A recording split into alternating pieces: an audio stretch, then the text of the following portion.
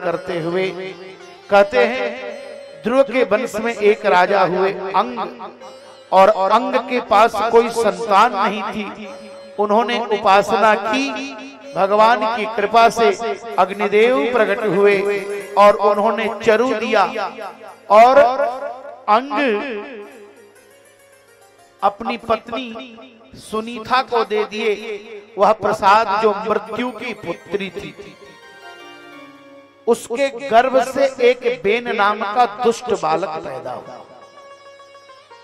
अंग बड़े दुखी थे। क्यों? बेन अत्यंत दुष्ट था, जीव की हिंसा करता था, धनुष बाण लेकर के चलते रहता था, बात बात में लड़ने के लिए तैयार हो जाता था, क्रोध करता रहता था। उसकी दुर्वृत्तियों से अधर्म संबोधम मृत्युम तेना भवधार्मिक, अधर्म के संयोग से, मृत्यु के संयोग से उसका जन्म हुआ था, इसलिए वो अधार्मिक हो गया। एक दिन उसके दुख से दुखी होकर के राजा बेन ने राज्य सिंहासन का त्याग कर दिया।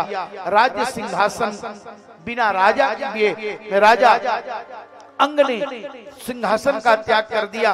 राज्य सिंहासन सूना हो गया। ऋषियों ने बेन को बिठा दिया, और जब बेन सिंहासन पर बैठा तो बैठते ही सबसे पहले उसने चारों तरफ डुगडुगी लगा दिया, भेरी घोष बजवाया कि नयष्टव्यम नयष्टव्यम न धातव्यम न होतव्यम द्विजापचि इति न्यवार्य धर्म भेरी घोषे सर्वस। न कोई हवन करेगा, न कोई दान करेगा, न कोई पूजा करेगा, न कोई संत महात्मा ब्राह्मण को मानेगा। ऐसा आदेश करके यज्ञ बंद करा दिया। ऋषियों के मन में विचार आया कि चल करके राजा को समझाया जाए। राजा जब कहता है कि अदन्योस्मि, स्मृति ग्रंथों में ऐसा प्रमाण आता है कि राजा जब शपथ ग्रहण करता है तो कहता है अदंडोस्मि, मैं दंड का अधिकारी नहीं हूं। तो बगल से जो राजगुरु होते हैं वो कहते हैं धर्म दंडो से तुम्हें धर्म का दंड दिया जाएगा। तो महात्मा समझाने के लिए गए। महात्माओं ने कहा, भाई महाराज आप ऐसा क्यों कर रहे हैं? ऐसा आपको नहीं करना चाहिए। तद्धेलनम नारहसिवीर चेष्टतम, आपके द्वारा यज्ञादि कर्म की अवहेलना करना ये अच्छी बात नहीं है। राजा के जीवन में यज्ञ होना चाहिए, भगवान की उपासना आराधना पूजन होना चाहिए, संत गुरु महात्मा का आदर सम्मान होना चाहिए। तो उसने कहना शुरू कर दिया कि देखो, राजा भगवान का रूप होता है। एते चाने च विबुधा प्रभवो वरसापयो देहे भवन्ति नृपते सर्वदेवमयो नृपः। राजा के शरीर में सारे देवता निवास करते हैं, इसलिए हम ही भगवान हैं। हमको भगवान मान करके हमारी पूजा करो। ऐसा कहकर महात्माओं को संबोधित किया और यहां तक कहने लगा कि आप लोग तो व्यभिचारिणी स्त्री की तरह व्यवहार कर रहे हैं। जैसे ये वृत्तदम पतिम हित्वा जारम पतिम उपासते, जो रक्षा करे वही पति है। और अपने पति को छोड़ करके जैसे व्यभिचारिणी जार पति की सेवा करती है वैसे आप लोग सेवा कर रहे हैं। मैं तो असली भगवान हूँ, नकली भगवान के चक्कर में पड़े हैं। यह सुन करके महात्माओं को क्रोध आया और हन्यताम हन्यताम एषा पापः प्रकृत दारुणः का मार डालो। हन्यताम हुंकार किया, निर्जगुनुर हुंकृतम वैनम हतम अच्युत निंदया। भगवान की निंदा से वो मर गया। देखिए, जो भगवान की निंदा करता है वो मरा हुआ है, और जो भगवान की निंदा करता है वो मर ही जाता है। मरना तो सबको है, लेकिन जो भगवान के चक्कर में पड़ता है उसका सर्वनाश हो जाता है। जो यज्ञ का विरोध करता है, जो संत का विरोध करता है, मर गया बेन। महात्मा समाधि में लगे।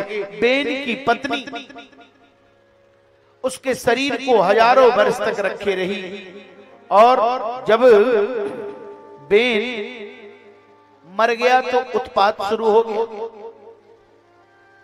बाड़े लंपट चोर जुआरा। तब महात्माओं ने विचार किया कि सिंहासन खाली नहीं होना चाहिए, कोई न कोई तो राजा होना चाहिए। तो राजपद पर किसको बिठाया जाए? तो राजपद पर बिठाने के लिए उस राजा बेन के मरे हुए शरीर का मंथन, और मंथन हुआ तो उससे एक काला कलूटा व्यक्ति निकला, जिसको निषीद कहते हैं।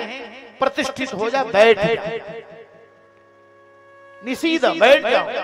लेकिन वो बैठा नहीं, चल पड़ा जंगल की तरफ। वो निषाद आज उसी से हुए, और इधर निषाद अग्नि कारण वो चराहा। अब विचार किया महात्माओं ने, इसके शरीर का मंथन किया तो काला कलूटा व्यक्ति निकला। अब क्या करें?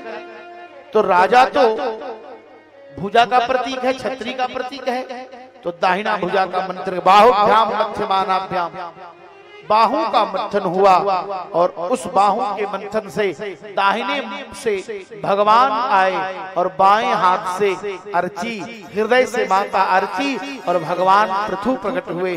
प्रेम से बोले पृथु भगवान की जय। पृथु जी का बड़ा ही सुंदर ढंग से बंदी जनों ने स्तवन किया। उन्होंने बंदी जनों को कहा, अरे अभी मैंने कुछ किया ही नहीं, तब तक तुम लोग स्तवन करने लगे। बंदी जनों ने कहा, भगवान नहीं नहीं, हम वही कह रहे हैं जो आप करेंगे। भगवान पृथु ने पृथ्वी को समतल किया। पृथु ने गोरूपधारी पृथ्वी से विविध प्रकार की वस्तुओं का दोहन किया, और पृथु ने 100 अश्वमेध यज्ञ किए। उनके 99 यज्ञ पूर्ण हुए। उनके यज्ञ में भगवान प्रसन्न हुए। भगवान से कहा, भगवान ने कहा कुछ मांग लो। भगवान से उन्होंने कहा कि आप यदि देना चाहते हो तो मुझे यही दे दो।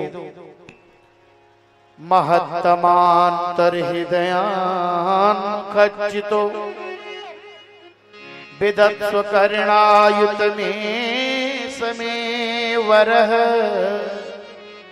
सौत्तम श्लोक महन्मुखच्युतो भवत्पदाम्भोज सुधा कणानिलः।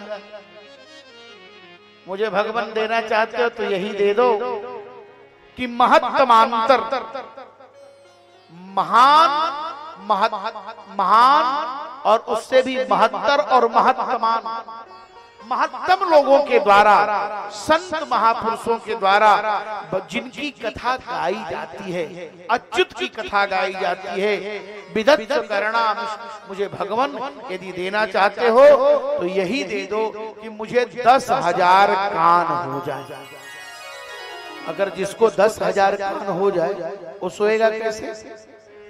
अगर जिसे 10,000 कान होवे वो सोएगा कैसे?